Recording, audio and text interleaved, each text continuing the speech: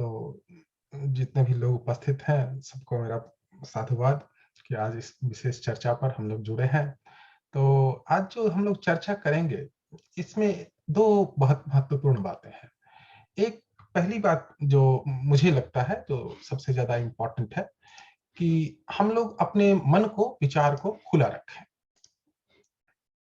खुला रखे का से तात्पर्य ये है कि होता क्या है कि जो हमारे माने आज चर्चा का विषय गणित नहीं है, ये मानसिकता का है। आज यदि हम ये कहें कि चलिए हम अपने बच्चों को वैदिक शिक्षा पद्धति से पढ़ाते हैं कि कैसे विश्व में भारतीय अंक व्यवस्था का प्रचार प्रसार हुआ और उसका जो उद्भव है वो वेद है, तो कुछ लोग जो है धर्मनिरपेक्षता की दुहाई देंगे, कुछ राजनीतिक मंशा की बात करेंगे, कुछ धार्मिक स्वतंत्रता की बात करेंगे, और ये बड़ा हास्यास्पद है। और यही कारण है कि हम लोग जो है आज इस चर्चा को करने का सोचे हैं।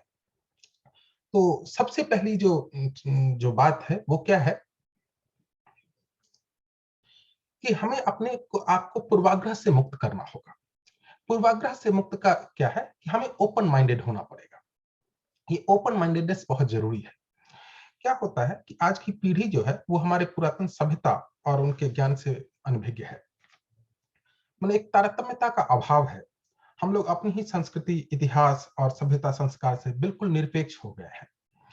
और उस पर से दुखद बात ये है, उसको जानने का, उस पर अन्वेषण करने का, उसके बारे में फर्दर मतलब खोज करने का हमारी अभिरुचि भी नहीं रह गई है।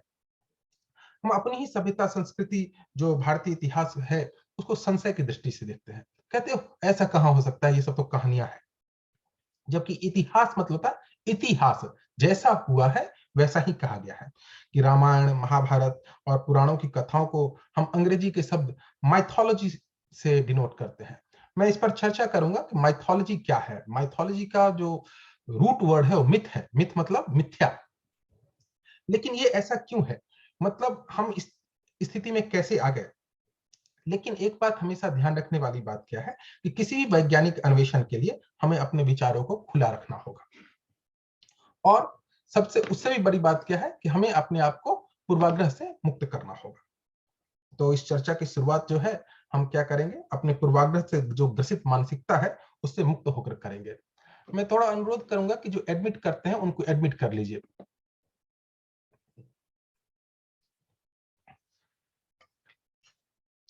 हमारे पास जो है वो, तो जैसे ही मतलब हम अगर अब देखिए पूर्वाग्रह की बात अगर मैं करूं तो क्या होता है कि जैसे ही अगर हम कहें कि वैदिक शिक्षा व्यवस्था पर हम कुछ चर्चा करते हैं, तो मस्तिष्क में पहली अवधारणा क्या आती है कि अच्छा, कुछ बच्चे जो है वो मंत्रोच्चारण कर रहे होंगे, कुछ मंदिर की बातें होंगी, कुछ यज्ञ हवन होगा। तो जैसे ही हमने वैदिक शिक्षा व्यवस्था कही, तो पहली बात हमारे मन में क्यों आई, क्या आई कि अच्छा ये कुछ मंत्र की बात होगी, कुछ तंत्र की बात होगी, कुछ हवन की बात होगी, मंदिर की बात होगी, या जो पूजा पद्धति के जो नए नए कलाप है वो होगी। तो ये क्या है, ये एक पूर्वाग्रह है। आपने पहले से ही ये बायस कर लिया अपने आप को कि अच्छा, वैदिक शिक्षा व्यवस्था मतलब ऐसा है। जबकि वैदिक शिक्षा व्यवस्था जो है इन सबसे कहीं परे है, और ये इन सबसे बहुत ज्यादा चीज सिखाती है। बात ये है कि हम वैदिक शिक्षा व्यवस्था के बहुत सारे अवयवों से अवगत ही नहीं है। और आज के जो ये समकालीन डिजिटल युग है, इसमें इसकी बड़ी प्रासंगिकता है। इसकी प्रासंगिकता कैसे है, इसको जरा हम समझते हैं। क्या हो रहा है कि आज अगर हमें कोई चीज की जानकारी चाहिए तो हम क्या करते हैं, हम गूगल सर्च करते हैं, है ना। तो वो इंटरनेट मीडिया, फेसबुक, यूट्यूब, कोरा, इस तरह के बहुत सारे गूगल सर्च हम लोग करते हैं। तो आपको क्या लगता है कि हम जो चाहे वो देख रहे हैं, और किसी भी प्रश्न का उत्तर जो आप देखना चाहते हैं उसका उत्तर आप पा रहे हैं। लेकिन ये वस्तुतः सत्य से परे है। हो सकता है कि उसका उत्तर सही भी हो, लेकिन ये जो बहुत सारे कॉम्प्लेक्स एल्गोरिदम हैं, आपके लाइक, आपके सब्सक्राइब, आप क्या देखते हैं, आप क्या करते हैं, उसके अकॉर्डिंग आपको वो इंफॉर्मेशन दी जाती है। यही कारण है कि आज जो है राजनीति में भी बहुत ज्यादा ध्रुवीकरण हो रहा है। क्यों? क्योंकि एक पक्ष जो है वो सिर्फ अपनी ही बात देखता है, और दूसरा पक्ष जो है वो अपनी ही बात देखता है, ताकि उन क्यों? क्योंकि ये जो सोशल मीडिया साइट्स हैं उनका इकलौता गोल क्या है कि आपको किसी भी तरह से ज्यादा एंगेज करें, ज्यादा से ज्यादा समय आपको अपने साइट पर लगाएं। तो वो उनके कॉम्प्लेक्स एल्गोरिदम से आप क्या करते हैं कि ज्यादा से ज्यादा समय जो है आप उस पर रहें, तो आपको उसी तरह का उत्तर मिलने लगता है, आपको उसी तरीके। तो क्या यह वस्तुतः सत्य है? जरूरी नहीं है। हो सकता है कि वो सत्य भी हो, लेकिन हो सकता है, तो यहां क्या हो गया, इंफॉर्मेशन ओवरलोड हो गया है। Information overload. तो ये जो इंफॉर्मेशन ओवरलोड है, इससे हम कैसे बचें, या जो फैक्ट वर्सेस फेक है, इसको हम कैसे डिफरेंशिएट करें, ये बहुत ज्यादा इंपॉर्टेंट है आज के। और इसी बात को जो है, ये जो वैदिक शिक्षा व्यवस्था है, क्योंकि वो जो है हमें क्या पढ़ाती है, क्यों, क्या और कैसे। क्यों, क्या और कैसे। लेकिन भारतीय शिक्षा पद्धति में हम लोग ज्यादातर किस बात पर जोर देते हैं, सिर्फ क्या पर जोर देते हैं, कि क्या पढ़ना है, क्यों करना है, कैसे पढ़ना है, इसको हम कुछ हद तक इग्नोर कर दे रहे हैं, जो कि बहुत दुखद है, लेकिन सत्यता यही है। तो अब हम जो है इस क्यों, क्या और कैसे, इस पर कैसे चर्चा करेंगे। आइए इसको हम लोग जानते जानते हैं। दरअसल हम लोग जो वैदिक शिक्षा पद्धति है, वो मेनली जो है वो 5 बातों को ध्यान में रखती है, प्रमाण ढूंढती है। वैदिक शिक्षा पद्धति में प्रमाण ढूंढने का 5 कारण बताया गया है। पहला क्या है, प्रत्यक्ष। प्रत्यक्ष मतलब जो परसेप्शन है, मतलब जैसे एक बच्चा है, वो अग्नि को देखता है, उसको छूता है, तो उसको गर्मी का आभास होता है या उसको जलन होती है, तो वो क्या करता है, उससे अलग हो जाता है। तो ये प्रत्यक्ष प्रमाण हो गया। सिमिलरली हम लोग इन्फेरेंस करते हैं, अनुमान लगाते हैं। तीसरा क्या है, उपमान लगाते हैं, कंपैरिजन करते हैं, एनालॉजी करते हैं। उसके अलावा क्या है, अनुपलब्धि, नेगेटिव कंक्लूजन्स लेते हैं। और शब्द, टेस्टिमनी फ्रॉम रिलायबल सोर्सेज, जो हमारे शास्त्र हैं, जो हमें लोगों ने लिखा है, ऐसी ऐसी बातें। तो अगर ये सब पांचों चीज करें, तो आप फैक्ट को, माने फेक न्यूज को, फेक को फैक्ट से डिफरेंशिएट कर सकते हैं, और ये बहुत ज्यादा जरूरी है। तो सबसे बड़ा प्रश्न क्या है कि हमें क्या करना होगा। देखिए, आज क्या है ना कि हमारे पास हजारों वर्ष की संस्कृति है, संस्कृति का ज्ञान उपलब्ध है, और उसको समझाने के लिए बहुत सारे गुरु भी हैं, इतना अद्भुत साहित्य है। फिर भी हम कुछ ना करें तो क्या हो रहा है कि हम अपने इस स्वर्णिम अवसर को अन्यथा ही गवा रहे हैं। और इस अन्यथा गवाने के लिए हमारे पास समय नहीं है, हमारे पास इतनी सारी सुविधाएं हैं, तो हम जो है उसका भरपूर लाभ उठाएं, यही हमारी अपेक्षा है। तो जो वैदिक शिक्षा है, वो पहले ही प्रश्न पूछता है कि इसका रेलेवेंस क्या है, हम ये क्यों पढ़ रहे हैं, और ये कैसे होगा। देखिए, आज जो हम नॉर्मल शिक्षा पा रहे हैं, उसमें क्या हो रहा है कि पढ़ाते हैं कि हमें क्या पढ़ना है, ठीक है, हमें क्या पढ़ना है, और हम वो पढ़ लेते हैं, परीक्षा में उसका उत्तर दे देते हैं। और लेकिन हमें ये नहीं पता कि कितना रिलेवेंट होगा आज जब हम इसके बाहर निकलेंगे, जब हम ये शिक्षा लेकर, हम ये डिग्री प्राप्त करके बाहर निकलेंगे, तो कितना रिलेवेंट होगा, मतलब कितना प्रासंगिक होगा उस वक्त पर। क्योंकि हम क्यों पर जोर ही नहीं डाल रहे हैं, और कैसे पर भी जोर नहीं डाल रहे हैं। तो यही वैदिक शिक्षा पद्धति कहती है कि जो जो ऋग्वेद है, वो उत्सुकता को बढ़ावा देती है। पहला कहता है कि व्हाई वी आर लर्निंग, दूसरा कहता है what you need to learn, और तीसरा कहता है हाउ यू शुड लर्न। तो ये जो चीज है, ये जो हाउ, व्हाट एंड व्हाई, इस पर बहुत ज्यादा फोकस करती है, ठीक है। देखिए, विज्ञान क्या कहता है कि प्रश्न करिए, मतलब किस तरह का प्रश्न करें, ये क्या है, क्यों है, कैसे है, इसका तात्पर्य क्या है। कि किसी भी विषय पर जब हम वैज्ञानिक अन्वेषण करते हैं, तो क्या करते हैं, प्रश्न पूछकर करते हैं। और ये ध्यान रहे, ये प्रश्न पूछना संशय नहीं है। संशय होना अलग चीज है, और प्रश्न, क्योंकि संशय है इसका मतलब आप पूर्वाग्रह से ग्रसित है, आपने पहले ही संशय कर लिया कि अच्छा भैया, ये तो हो नहीं सकता। संशय नहीं। हम अगर गणित भी पढ़ते हैं या कोई भी चीज करते हैं, तो लेट इट बी एक्स से शुरुआत करते हैं, कहीं ना कहीं किसी चीज को मानते हैं, और फिर उसके नेगेटिव कंक्लूजन या पॉजिटिव कंक्लूजन कुछ ना कुछ हम लोग निकालते हैं। और ऋग्वेद ने इन्हीं उत्सुकताओं को बड़ी सुंदरता से बखान किया है। वेदांत का पहला ही सूत्र है, क्या कहते हैं, अथ तो ब्रह्म जिज्ञासा, कि अथ तो, अथ अतः ब्रह्म जिज्ञासा, कि भाई अब तो प्रश्न पूछो, अब समय है, अब तो समय है, अब तो प्रश्न पूछो। और इन्हीं प्रश्न जो, और ये किस तरह का प्रश्न होगा, जो ह्यूमंस हैं, ह्यूमन कैसे इवॉल्व हुए, वो सब कुछ देखते थे। सबसे पहले उन्होंने भोजन देखा, फिर जो है शेल्टर देखा, फिर कपड़े देखे, सब कुछ के लिए खोज करते रहे। और जब ये सारी चीजें मिल गई, तो फिर वो इंटेलेक्चुअल खोज करने लगे। अच्छा, हम कौन हैं? क्या हमारे अलावा भी कोई और है? हमें किसने बनाया? हमारे जीवन जीने का तात्पर्य क्या है?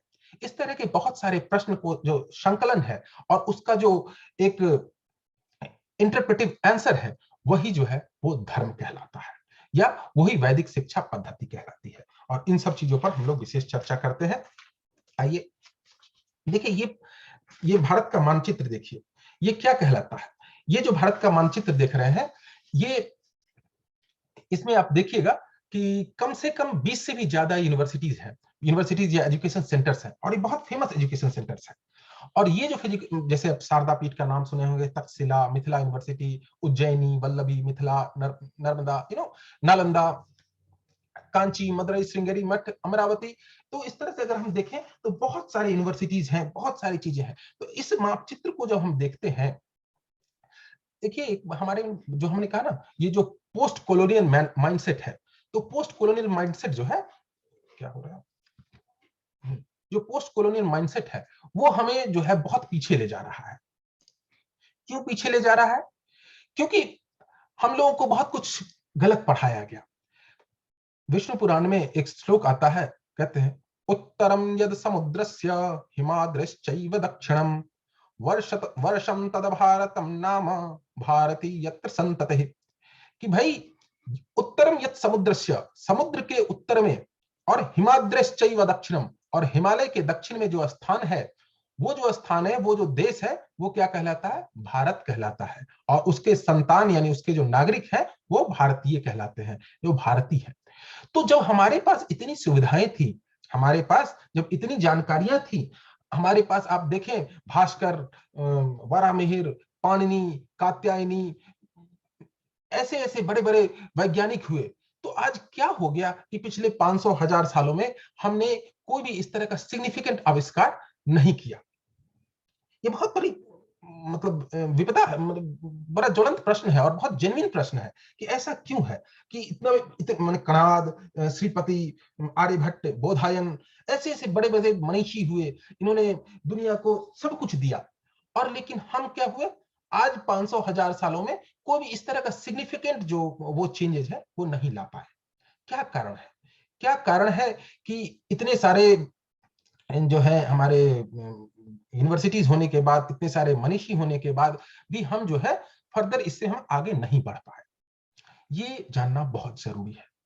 तो हमें इसको जानने के लिए क्या करना है कि इसके कारणों को जानना होगा कि क्या कारण है कि ऐसा ये है। तो मैं फिर से एक बार चर्चा करूंगा कि हमें सभी पूर्वाग्रह से मुक्त होकर इन सब चीजों को जानने की कोशिश करनी है। ठीक है? तो आइए हम एक एक करके एक एक कारण जानने की कोशिश करते हैं। अगर आप लोगों को इसमें कोई चर्चा करनी हो, कुछ बात रखनी हो, तो रख सकते हैं कि आप लोगों को क्या लगता है। मतलब हम इसको एक मोनोलॉग की तरफ ना रखें, जबकि हम इसको समझे कि हम एक चर्चा का विषय है जिसमें विभिन्न विचार आए और उन विचारों पर जो है हम लोग अपनी चर्चा कर सकें, तो ज्यादा बेहतर होगा। जी,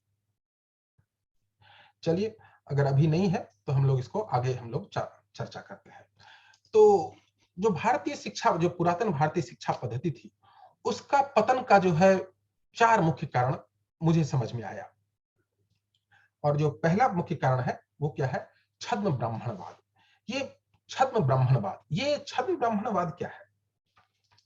देखिए, एक बात हमको हमेशा जानना पड़ेगा कि जो सूडो शब्द है ना, सूडो ब्राह्मणिज्म, सूडो सेक्युलरिज्म और इस तरह की चीजें हैं, और इन सब बातों को कहना पड़ेगा। हम इस बात से अब भाग नहीं सकते कि अच्छा, अरे भाई ये तो पॉलिटिक्स है, ये तो पॉलिटिकल एजेंडा है। नहीं, क्योंकि सत्यता तो सत्य।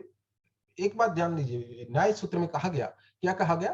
कि सत्य तो सर्वथा है ही, चाहे इसको ह्यूमन काइंड जो है एक्नॉलेज करे या समझे। अगर वो समझे तो भी है और नहीं समझे तो भी है, अगर वो उस पर विश्वास करे तो भी है और न विश्वास करे तो भी है। तो सत्य तो हमेशा है ही, सत्य सर्वथा सनातन है। तो उस सत्य को आज हम लोग अन्वेषण करने की कोशिश करेंगे।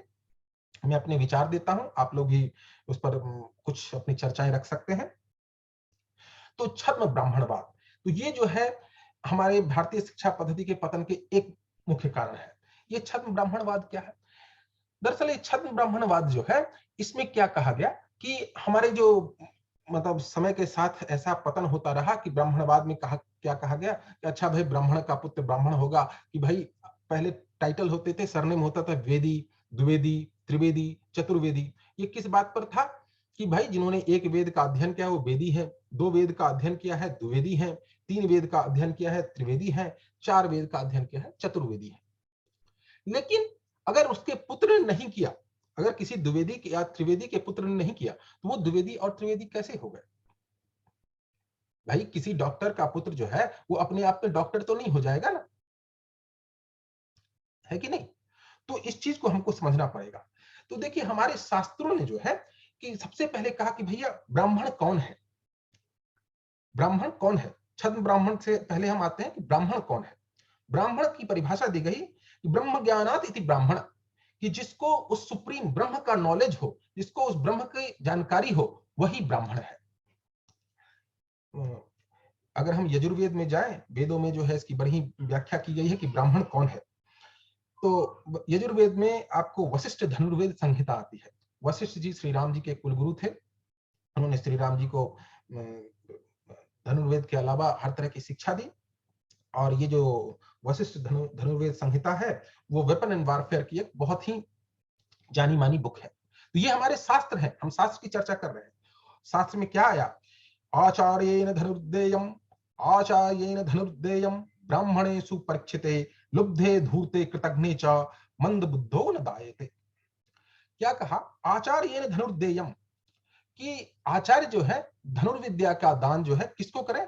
ब्राह्मणेषु परीक्षिते, सुपरीक्षित माने परीक्षा किया हुआ ब्राह्मण, एग्जामिन करके उस ब्राह्मण को दें। किसको? उसको दें जो लुब्धे धूर्ते कृतघ्ने च, जो लोभी न हो, जो धूर्त न हो, जो कृतघ्न न हो, और मंद बुद्धि न दापयेत, और न मंद बुद्धि हो। यहां मंद बुद्धि का है कि जो साइकोलॉजिकल उनका जो स्ट्रेंथ है, जो मन स्थिति है, जो इस चीज को समझ सकता है, क्योंकि जो धनुर्विद्या है वो वेपन्स ऑफ मास डिस्ट्रक्शन है। तो क्या वो व्यक्ति उस मन स्थिति में है कि वो इस चीज को ले सकता है? इस बात पर बड़ी परिभाषा दी गई है कि धनुर्विद्या देने की विधि यही है कि आचार्य को चाहिए कि अच्छी परीक्षा करते हुए ब्राह्मणों को ही धनुर्विद्या दे। अब क्या है ये तो इसका मतलब क्या ब्राह्मण ही जो है वो धनुर्विद्या करेंगे? क्या वो वैश्य या क्षत्रिय या शूद्र ये नहीं करेंगे? तो अगला ही श्लोक क्या कहा? ब्राह्मणे धनुर्देयम खड्गं वे क्षत्रियाय च वैश्याय दापयेत कुत्यम गदाम शूद्राय दापयेत, कि धनुर्विद्या का दान जो है वो ब्राह्मण को किया जाना चाहिए, खड़ग मतलब तलवार जो है वो क्षत्रिय को किया जाना चाहिए, वैश्य को भाला का इस्तेमाल करना चाहिए, और गदाम शूद्राय च, और शूद्र को गदा का इस्तेमाल करना चाहिए। तो अब मन में आता है कि अच्छा भाई, अब आप देखिए कि वशिष्ठ जी किसके गुरु थे? श्री राम जी के गुरु थे, और श्री राम जी क्या है? क्षत्रिय है। तो क्या उन्होंने ये परिभाषा गलत दी? नहीं, क्योंकि हमारे यहां ब्राह्मण की परिभाषा ही कही गई कि गीता में भगवान ने क्या कहा? चातुर्वर्ण्यम मया सृष्टम, चातुर्वर्णम मया सृष्टम गुण कर्म विभाग सह, कि चातुर्वर्ण जो है वो मैंने ही बनाया है, लेकिन किस तरह से बनाया है? गुण कर्म विभाग सह, कि पर्सन की क्वालिटी के अकॉर्डिंग बनाया है। कभी भी ये नहीं कहा कि जन्म के कारण जो बताया है। अगर जन्म के कारण होता तो वशिष्ठ जी श्री राम जी को कभी भी धनुर्विद्या नहीं देते, क्षत्रिय होते हुए जन्म से। लेकिन श्री राम जी में वो सारे गुण थे, क्योंकि ब्रह्म ज्ञानात इति ब्राह्मण, कि उनको ब्रह्म का ज्ञान था, उनको सुप्रीम नॉलेज का ज्ञान था, और वो लोभी नहीं, वो कृतज्ञ नहीं, वो मंद बुद्धि नहीं। मतलब इसलिए विश्वामित्र जी ने बल और अतिबल जैसे स्ट्रॉन्ग अस्त्र जो है वो श्री राम जी को दिए। क्यों? क्योंकि वो साइकोलॉजिकली उसको हैंडल कर सकते हैं। साइकोलॉजिकली बहुत सारे लोग उतने पावर को हैंडल नहीं कर सकते। तो जो जिसका गुण जिस प्रकार का है उस प्रकार का अस्त्र उनको दिया गया। तो इस बात को हमको समझना होगा कि जो जन्म से ब्राह्मण नहीं होता, ये बात हमारे वेदों में भी, गीता जो सीधे भगवान की वाणी है उसमें भगवान ने साफ साफ कहा है कि चातुर्वर्ण्यम मया सृष्टम गुण कर्म विभाग सह, कि गुण और कर्म के अनुसार जो है चातुर्वर्ण बनाया गया है, ना कि जन्म के अनुसार। कि द्विवेदी का पुत्र द्विवेदी जरूरी नहीं कि होगा। हाँ, अगर वो भी दो वेद का अध्ययन कर रहा है तो वो भी द्विवेदी हो सकता है। तो ये जो छद्म ब्राह्मणवाद है कि क्या हुआ कि धीरे-धीरे समाज में इस तरह की भावनाएं वो आ गई कि अच्छा ब्राह्मण का बेटा ब्राह्मण, क्षत्रिय का बेटा क्षत्रिय, तो इन लोगों ने बड़ा हॉस्टाइल एनवायरनमेंट बना दिया और लोगों को पढ़ने के लिए। और जब ये ऐसी बात हो गई तो जो है एक कारण, बहुत बड़ा कारण हुआ कि बहुत सारे लोग जो है हमारे इस शिक्षा पद्धति से अछूते रह गए और जो है इसका एक पतन का एक कारण हुआ। तो इस बात पर जोर देने वाली बात है कि ये जो ब्राह्मणवाद है कि ब्राह्मणवाद एज सच ब्राह्मण बुरा नहीं है, कि ब्राह्मण क्या है, ब्राह्मण जो है गुण से होता है और वो गुण जिसमें होगा वो सब शिक्षा के अधिकारी है। लेकिन हमने इसको धीरे धीरे हमारे समाज में ये इस प्रकार से फैल गया कि भाई ये तो जन्म के अनुसार होता है। आइए उसके पश्चात हम एक और चीज जानना चाहेंगे कि जो ये छद्म धर्मनिरपेक्षता है, आइए हम लोग थोड़ा सा गणित पर चर्चा करें। गणित क्या है? गणित क्या है? गणित को हम लोग अगर समझें तो हम लोग सबसे पहले गणित क्या है कि ऐसी विद्या जहां पर गणना होती है। आइए हम एक शब्द लेते हैं, गणपति। गणपति क्या हुआ? गण और पति। जो बहुत सारे शिव के जो गण थे उनके पति जो है वो क्या है? गणपति है। गण मतलब गणना, मतलब काउंटिंग। तो गणित जो है ऐसी विद्याओं का समूह है जहां संख्याएं, जहां मात्राओं और परिमाणों को हम लोग अध्ययन करते हैं, मतलब गणनाओं का अध्ययन करते हैं। 1 2 3 4 5 6 and so on so fourth, right? आप इसका और भी एग्जांपल देखेंगे हिंदी में, जैसे जनगणना, गणतंत्र। तो यहां सब क्या हो रहा है? एक मापन, एक संख्याओं का उद्बोधन हो रहा है। तो लेकिन खास बात क्या है कि मैंने यहां पर जनगणना नहीं लिया, मैंने संगणक नहीं लिया, मैंने गणतंत्र नहीं लिया, मैंने गणपति शब्द लिया। मैंने गणित को समझाने के लिए जानबूझकर, मैंने, मेरा ये अभिप्राय था कि मैं इस शब्द का इस्तेमाल करूं, गणपति। तो हमने गणपति क्यों लिया? ये एक, देखिए, गणपति लेने का मेरा विशेष तात्पर्य था क्योंकि आप जैसे ही गणपति की बात करने लगे तो बस फिर लोग आ जाएंगे, भाई साहब धार्मिक स्वतंत्रता, ये तो जो है माने हिंदू धर्म को बढ़ावा दे रहे हैं सो ऑन। लेकिन इस बात को हमको समझना होगा कि भारत की प्राचीन शिक्षा व्यवस्था जो है वो धर्मशास्त्र से कहीं भी अभिन्न नहीं है। ये दोनों इस तरह से इंटरट्वाइंड है, ये बिल्कुल भी अलग नहीं है। आज के लोग तो बड़ा आराम से कहते हैं, अब भाई साहब yoga is not Indian, sorry Hinduism, yoga is not related to Hinduism. और फिर क्या कहते हैं वो, उसके पश्चात आयुर्वेद का हिंदू शास्त्र से कोई लेना देना नहीं है। आप इस तरह से अपने आप को हर चीज से तटस्थ नहीं कर सकते। इस चीज को हमको समझना होगा कि अगर हम गणित शास्त्र जानना चाह रहे हैं, अगर हम गणित शास्त्र जानना चाह रहे हैं तो सबसे पहले क्या है कि हमको उस धर्म शास्त्र को भी जानना पड़ेगा। और जैसे ही ये जो हम छद्म धर्म निरपेक्षता के नाम पर भारतीय संस्कृति को, भारतीय संस्कारों को, भारतीय धर्म ग्रंथों को हम पीछे हटा देंगे और गणित को ऊपर लाएंगे तो ये बहुत बड़ी महान भूल है। हम ये इस तरह से नहीं कर सकते, ये इस तरह से इंटरट्वाइंड है कि आप इसको नहीं कर सकते हैं। तो इस बात को ध्यान रखना पड़ेगा कि छद्म निरपेक्षता के नाम पर गणित को हम लोग धर्म से अलग करना एक बहुत बड़ी मूर्खता है।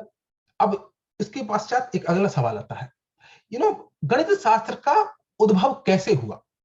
गणित शास्त्र का उद्भव कैसे हुआ? गणित शास्त्र का उद्भव हुआ ज्योतिष शास्त्र।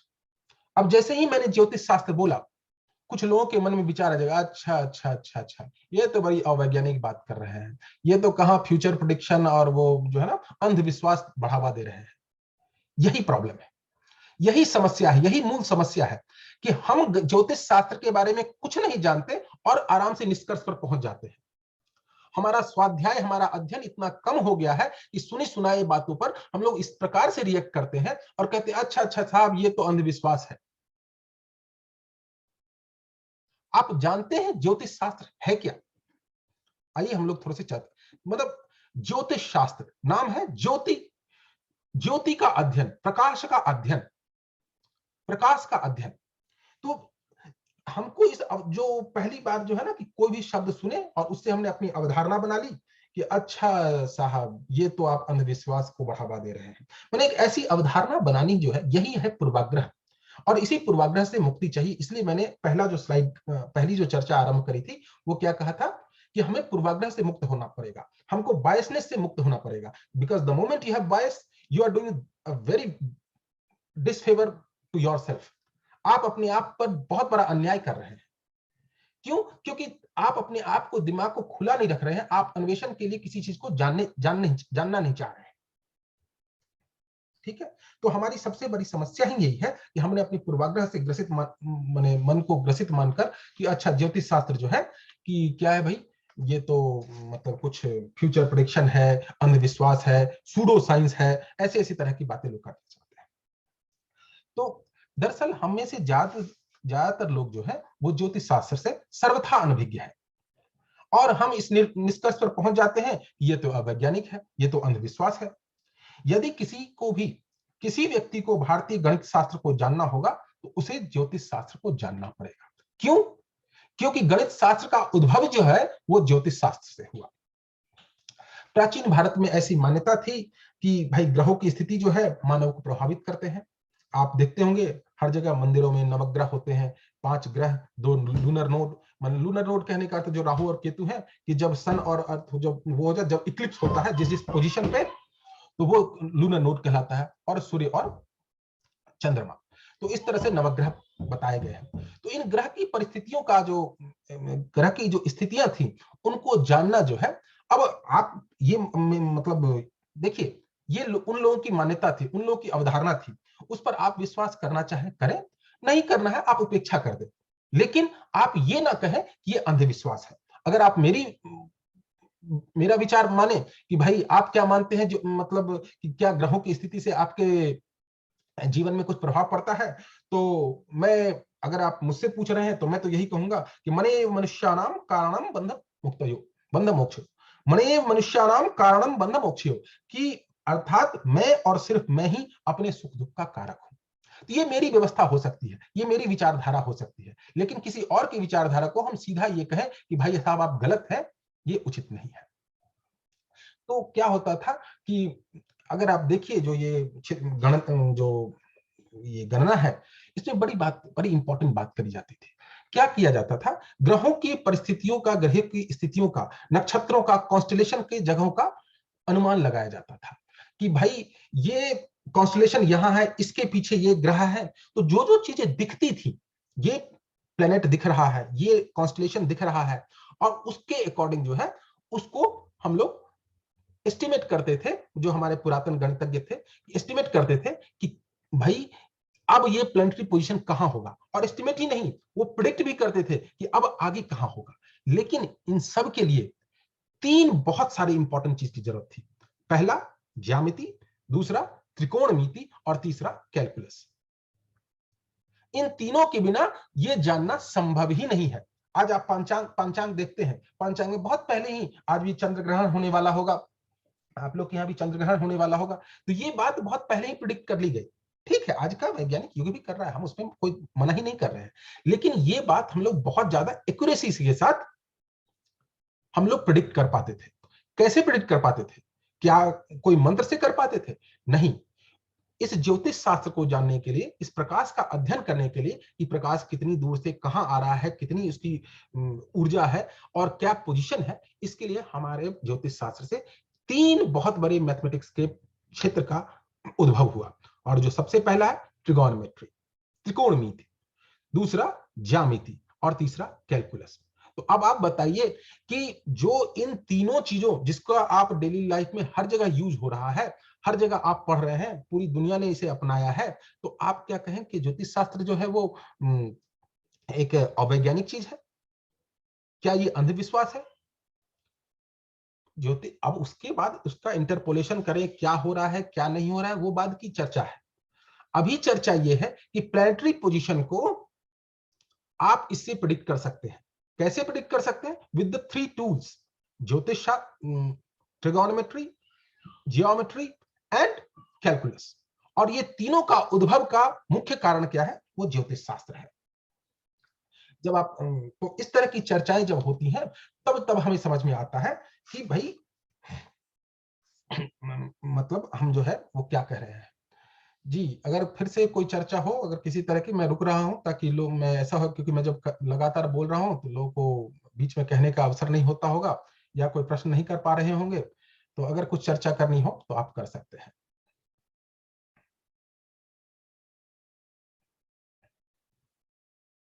चलिए, लगता नहीं है।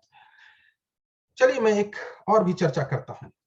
आज अगर आप किसी भी व्यक्ति से पूछें, किसी भी व्यक्ति से, मैं खासकर भारतीय बोल रहा हूं, चलिए आप लोग में से कोई भी मुझे इसका जवाब दीजिएगा कि अगर मैं किसी से पूछता हूं कि बताइए विश्व गणित में, गणितीय पटल में भारत का क्या योगदान है, कोई भी एक योगदान बताएं, तो आप क्या कहेंगे?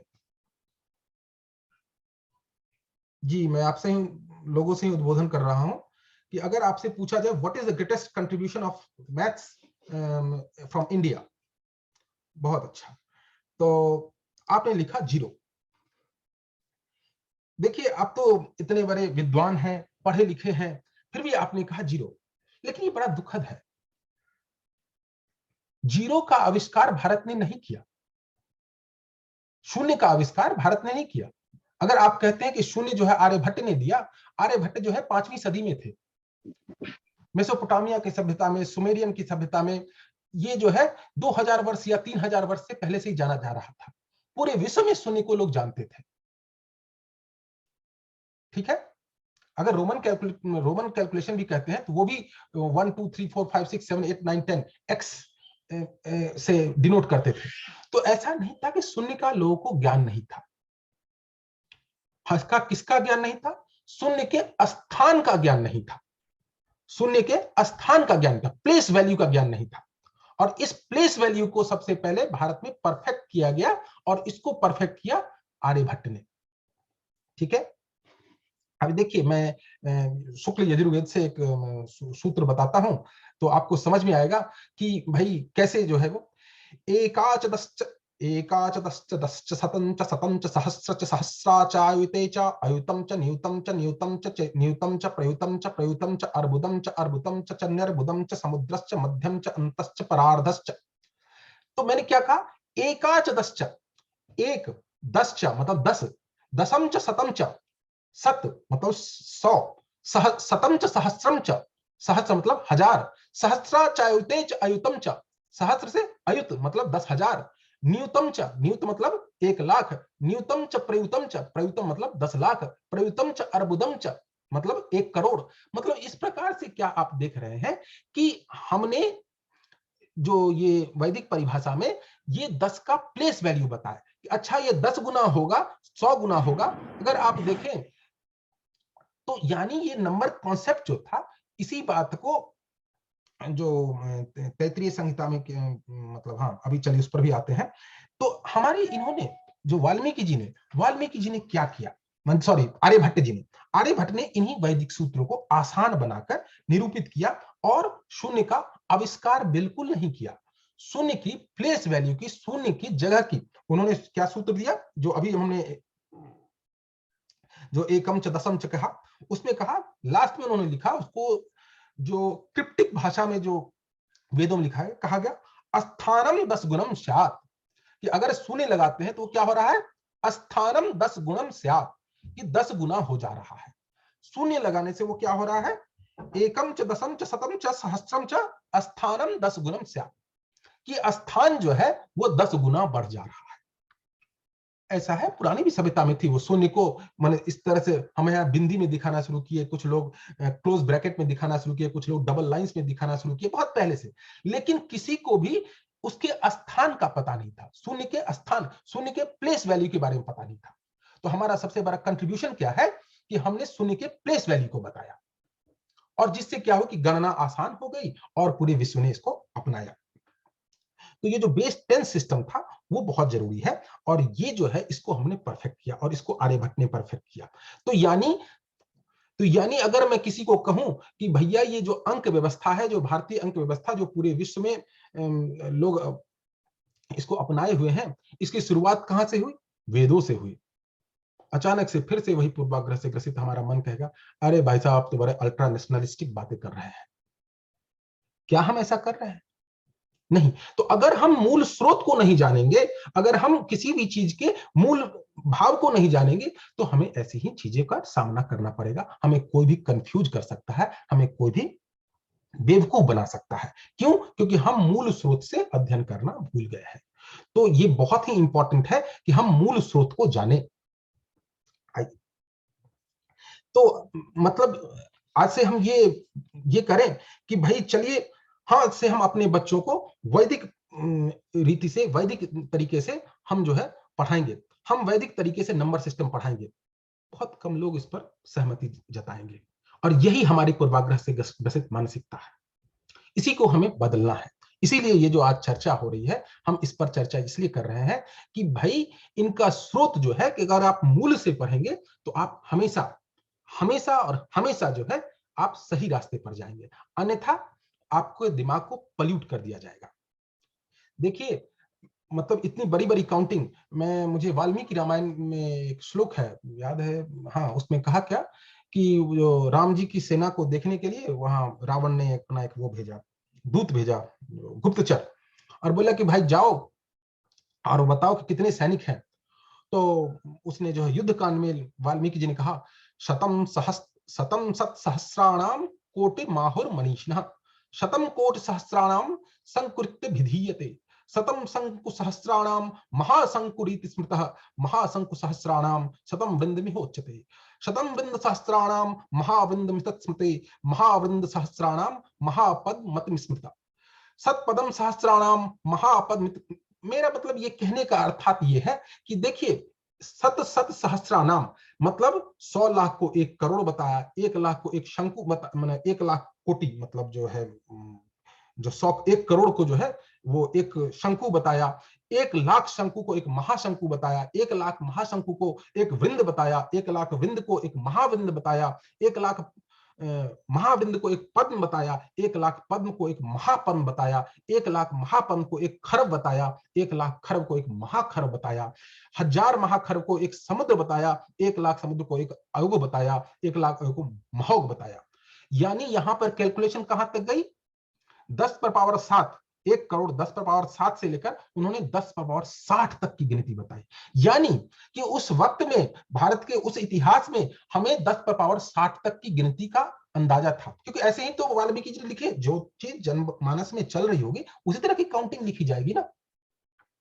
तो यानी कि हमारे भारतीय संस्कृति में इस तरह की संख्या क्यों, क्योंकि हमें जीरो की प्लेस वैल्यू पता थी।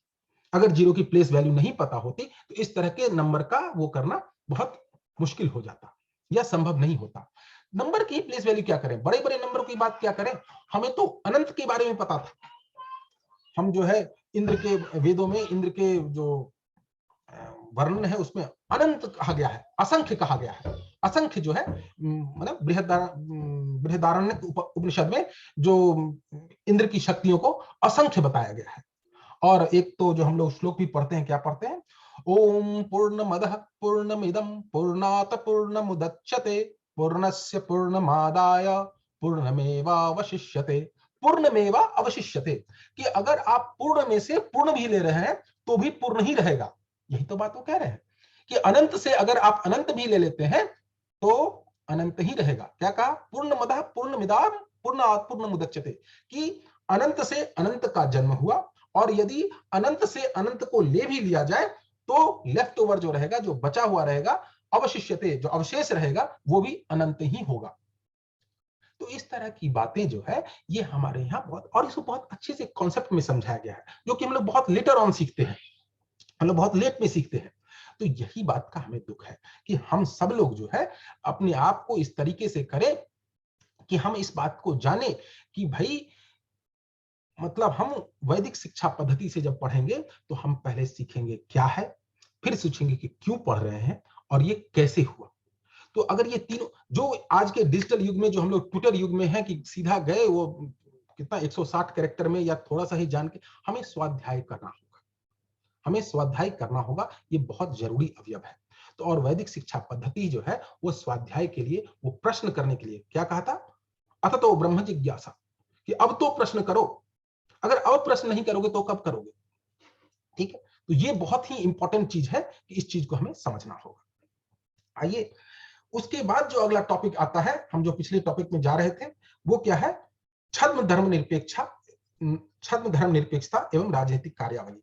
मुझे लगता नहीं है कि हम लोग सारे टॉपिक को डिस्कस कर पाएंगे, तो आइए हम लोग कुछ तो, जैसे मुगल आक्रांताओं का आक्रमण है तो आप बख्तियार खिलजी और इस तरह की बहुत सारी चीजों के बारे में थोड़ा बहुत पढ़ सकते हैं। दरअसल इसका उद्देश्य कहीं भी ये नहीं है कि भाई हम जो क्या कहते हैं उसको कि अपने उसको जो है बहुत गौरवशाली बनाए और किसी दूसरे सभ्यता और विरासत को जो है छोटा बनाए। नहीं, नहीं, बिल्कुल भी नहीं है। अगर ये बात समझ रहे हैं तो वो कहीं कतिपय उचित नहीं है। मेरा बस ये कहना है कि हमारी भी बहुत सारी जानकारियाँ थी जिससे हम अवगत नहीं हैं और इसके अवगत नहीं होने के कारण बहुत सारे कारण हैं, उनमें से एक कारण को हम लोग चर्चा कर रहे हैं। तो अगला चर्चा का जो विषय है वो क्या है? छद्म धर्मनिरपेक्षता एवं राजनीतिक मंशा, राजनीतिक कार्यावली कि वो क्या है? इस पर भी मैं एक बार फिर से अनुरोध करूंगा, अगर आप लोगों में से किसी को कुछ भी कहना हो तो आप कुछ कह सकते हैं।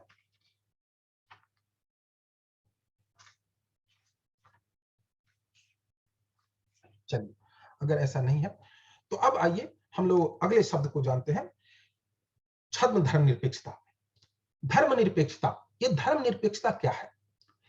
देखिए, एक बहुत ही इंपॉर्टेंट बात है ये, मतलब इस पर हम ऐसे ही चर्चा करना चाह रहे हैं, मतलब कोई स्लाइड्स भी नहीं रखेंगे।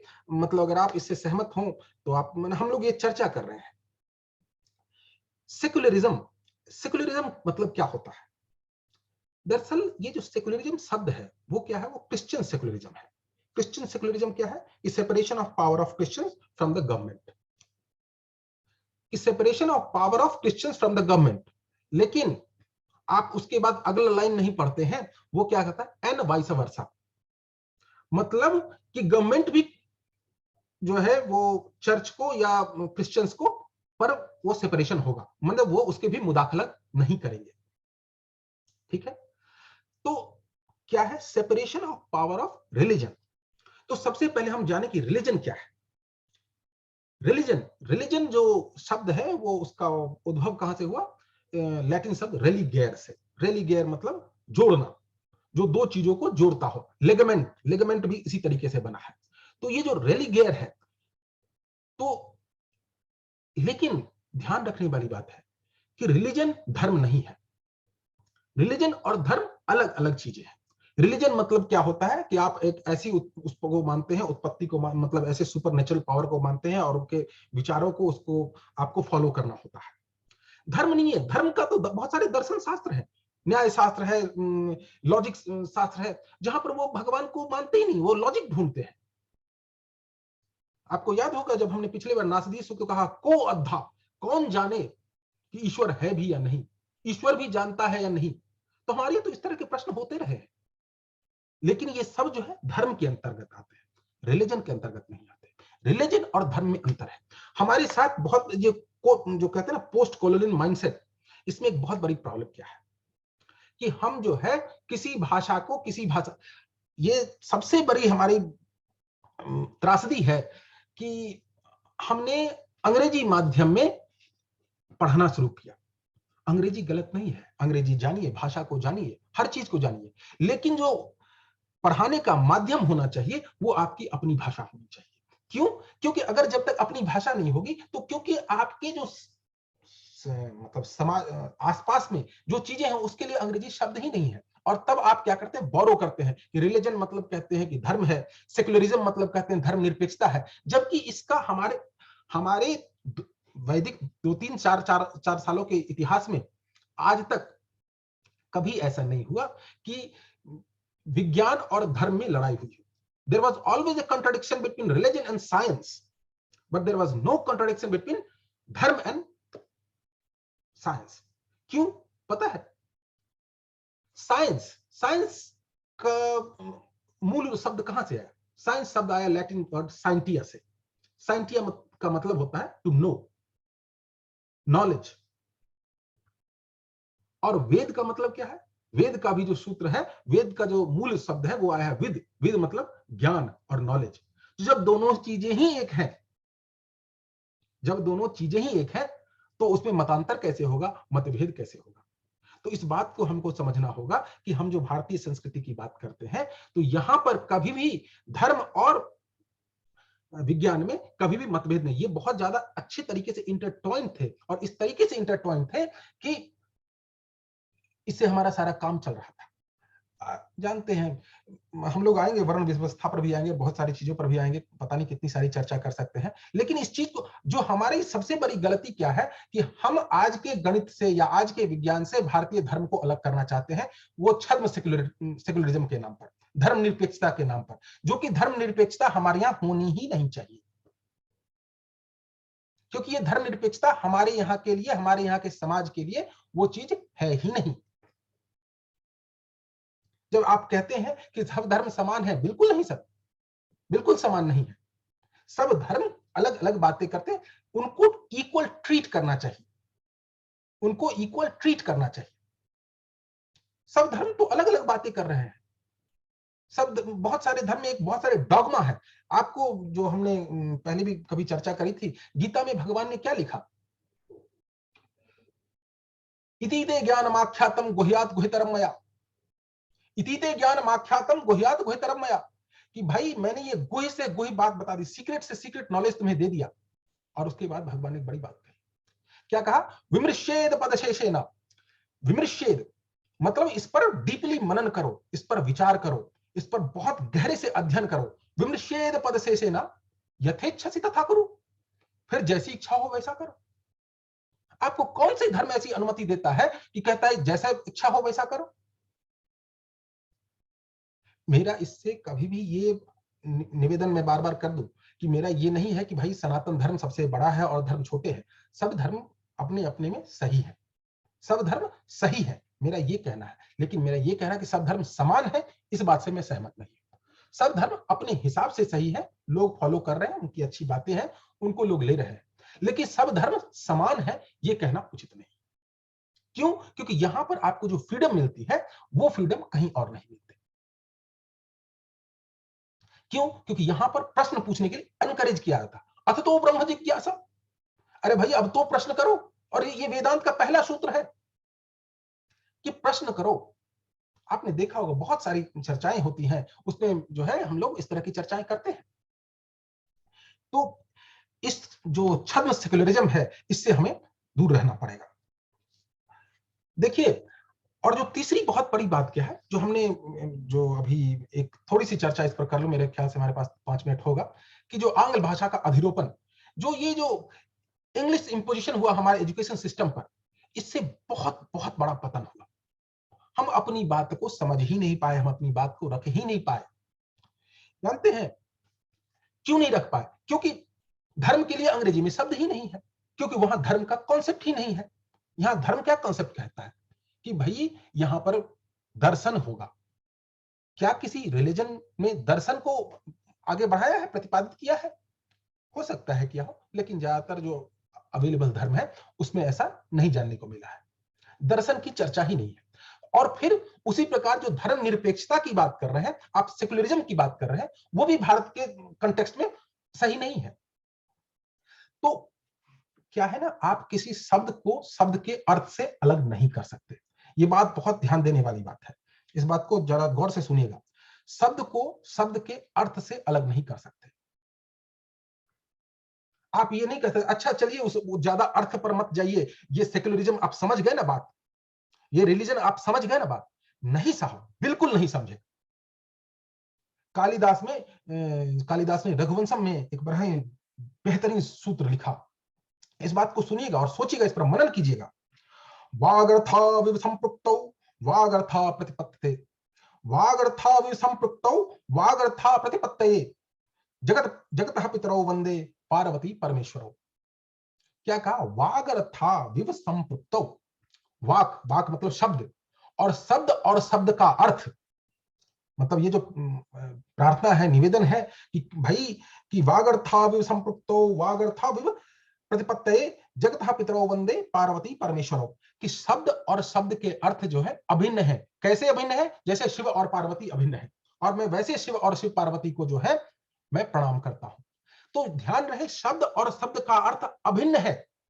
तो रिलीजन और धर्म भिन्न भिन्न है। रिलीजन को आप धर्म नहीं कह सकते, सेकुलरिज्म को आप यहां पर इस कंटेक्स्ट में डिफाइन नहीं कर सकते।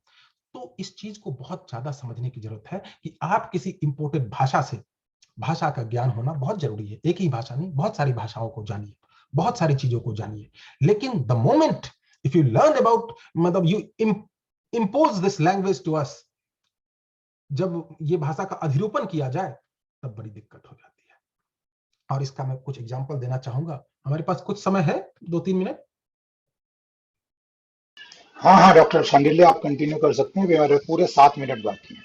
हाँ नहीं, मैं कुछ समय जो है चाह रहा हूं कि मतलब मैं अपनी ही बात में रखूं, क्योंकि स्लाइड्स तो मैं बहुत सारी चर्चा का तो बहुत विषय है, लेकिन मैं चाह रहा हूं कि लोग जो है कुछ अपनी बातों को भी रखें ताकि उनकी सहमति बने। तो सभी श्रोताओं से हम यही आग्रह करेंगे कि अथ तो ब्रह्म जिज्ञासा। चलिए, तो हाँ, हम लोग कहाँ पर चर्चा कर रहे थे? हमारी चर्चा क्या हो रही थी? हम बात कर रहे थे रघुवंशम की बात, और जी शब्द जी और अर्थ को, शब्द और अर्थ जो है जी वो जी जी भिन्न जी, है। हाँ, रघुवंश। तो क्या क्या हमारे पास कोई कॉमन भाषा नहीं हो सकती? आजकल ने बड़ा सिंपल सा, लोग बड़ा अच्छा कहते हैं, अरे भाई साहब, English is the binding language, English is the only language which, मतलब वो क्यों, भारत के लोगों को एक साथ कम्युनिकेट करने। अरे साहब, बड़ी बेवकूफी वाली बातें कर रहे हैं, कितनी हास्यास्पद बात कर रहे हैं। आप पद्मनाभ स्वामी के मंदिर में देखा होगा, वहां पर क्या हुआ, वो सोने की मोहरें मिली जो हाँ रोम की थी।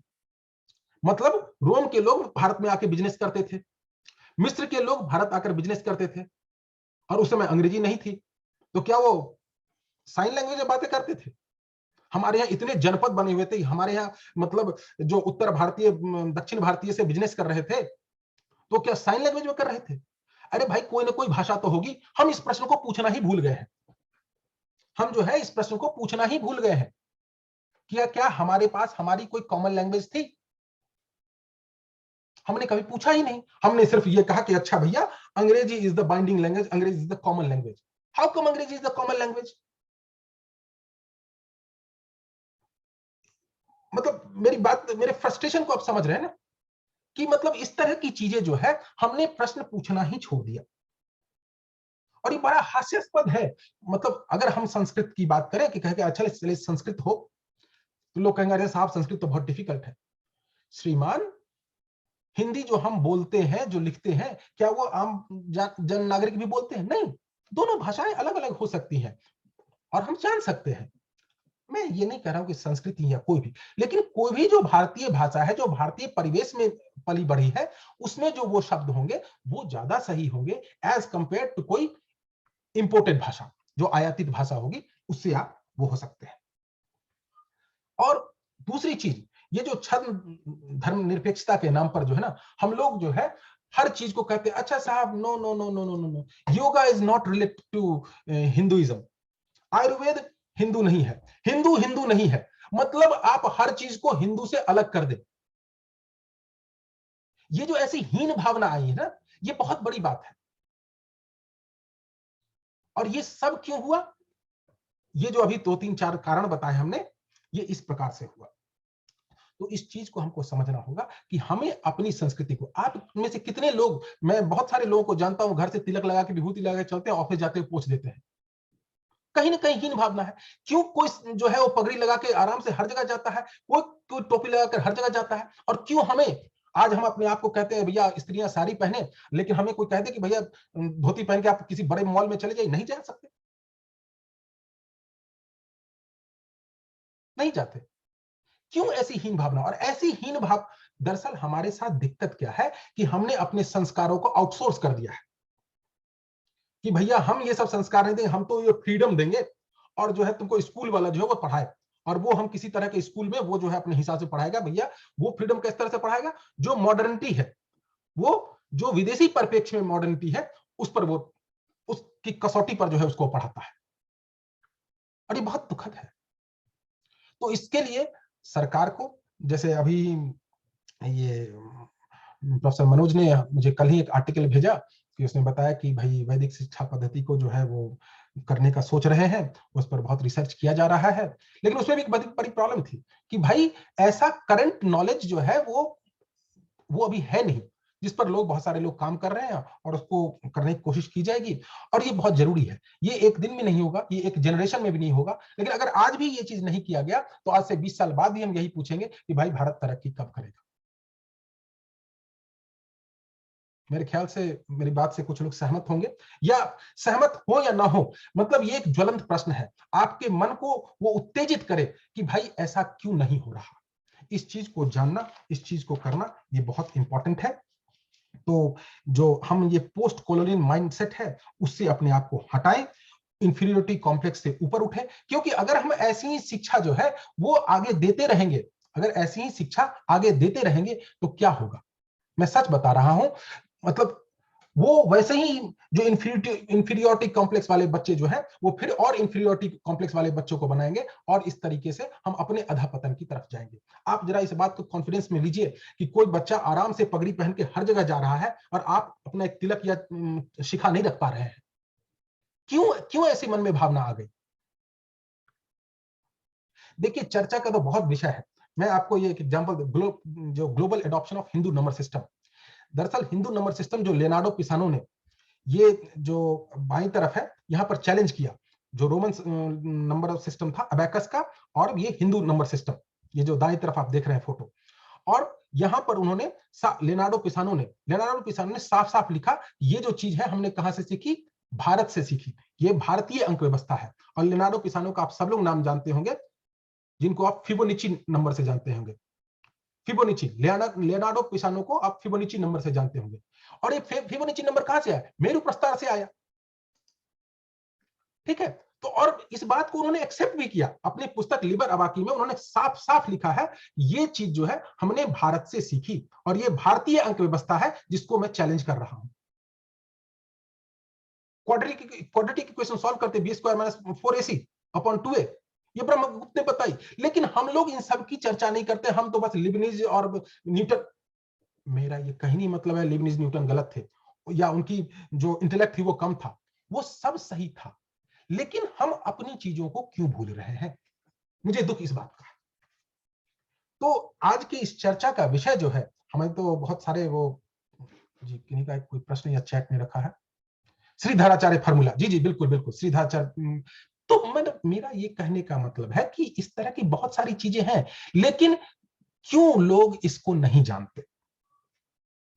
तो हमारी चर्चा का विषय ये गणित नहीं था, ये चर्चा का विषय मानसिकता थी, कि आज जो है, आप मेरी बात से कुछ ना कुछ सहमत होंगे, ये बोधायन, ये आपस्तंभ, पाणिनि, वराहमिहिर, ब्रह्मगुप्त, ये जो अप्लाइड जियोमेट्री, वैल्यू ऑफ पाई, जो क्या कहते हैं, जो पाइथागोरियन थ्योरम कहते हैं, देखिए नाम भी हम पाइथागोरियन थ्योरम कह रहे हैं। ठीक है, जो क्वाड्रेटिक इक्वेशन, इंडिटरमिनेट इक्वेशन, इस तरह की बहुत सारी चीज भारत से आई। इसका मतलब मैं फिर से एक बार चर्चा कर दूं, मेरा मतलब कतई ये नहीं है कि हमारा धर्म या हमारी सभ्यता, संस्कृति और विरासत जो है सर्वोपरि है और दूसरे है नहीं, बिल्कुल नहीं। उन लोगों ने भी किया होगा, लेकिन हम अपनी सभ्यता और संस्कृति को नहीं जानते, जिसको जानना बहुत जरूरी है। तो मैंने कुछ टॉपिक, छोटी छोटी चर्चाएं करी है, और मैं अपेक्षा है कि ये जो है आपके मन को उत्तेजित करेगी, और इसके बारे में और जानने की कोशिश करेंगे, और हम लोग आगे पढ़ते रहेंगे। तो चूंकि अब समय हो गया है, तो मैं अपनी वाणी को विराम देता हूं, और आप सब लोगों से आग्रह करता हूं कि अगर किन्हीं के पास कोई प्रश्न हो तो आप रख सकते हैं। धन्यवाद। ओम शांति। जी।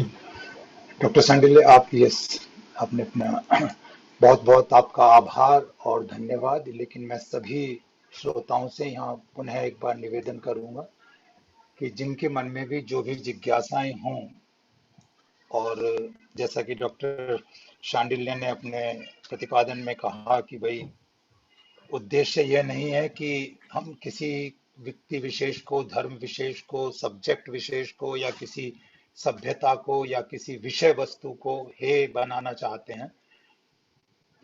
वास्तविकता यह है कि हम अपने आप को हे दृष्टि से ना देखें, हम अपने आप को हेय ना समझें। जो हमारा है, कम से कम हमें उसके बारे में कुछ तो पता होना ही चाहिए, क्योंकि यदि हम शुरुआत करते हैं तो वहां से जब हम आगे चलेंगे तो जो छोटे छोटे स्टेप ही सही